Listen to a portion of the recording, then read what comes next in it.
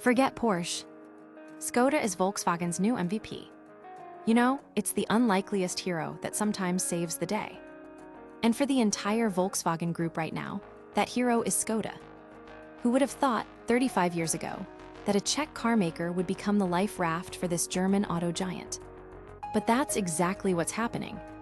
While many brands in the group are struggling, Skoda is posting solid growth and is basically the only thing keeping the entire VW group from sliding into the red. This partnership started way back on December 9, 1990, when the decision was approved to sell Skoda to the Volkswagen Group. The deal was formally completed in '91, but that date was the real starting gun. And you know what? It turned out to be a wildly successful move. The Germans had one plan, but something else happened. Skoda carved out a niche for itself as the brand for smart, rational people who want a little more for a little less. Now, everyone talks about electric cars being the future, but they're not the cure-all just yet. Skoda is pushing its electric models, like the Enyaq and the new Enyaq, but the real sales workhorses are their traditional cars. Octavia. Cars like the Octavia are the ones bringing in the money. Electric cars still only make up a tiny slice of their sales, around 5 to 6%. Sure, the Enyaq sold better this year than last, around 42,000 units versus 33,000. But in the grand scheme of the European market, that's a drop in the bucket. The Enyaq added another 49,000 sales, but it hasn't changed the big picture.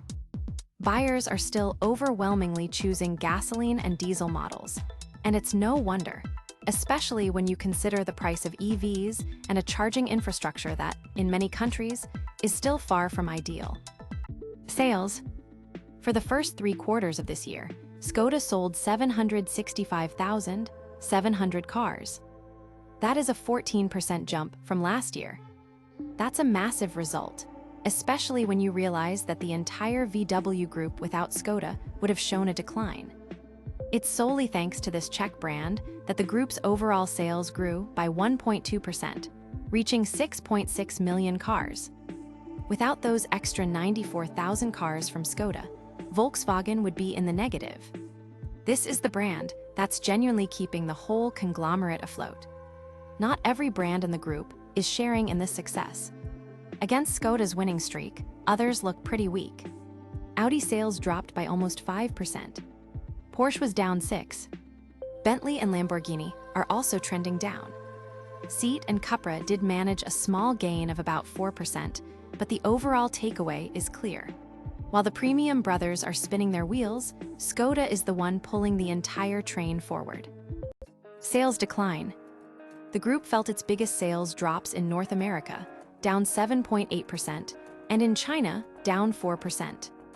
Electric vehicles across the entire VW group did grow by 42%, but they still only make up about 11% of total volume. And the costs for developing and marketing them are growing way faster than the sales. It's a clear imbalance the company hasn't figured out how to solve yet. It's pretty symbolic.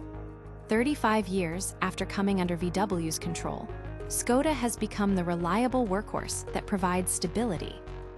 No, they don't make supercars or issue flashy press releases.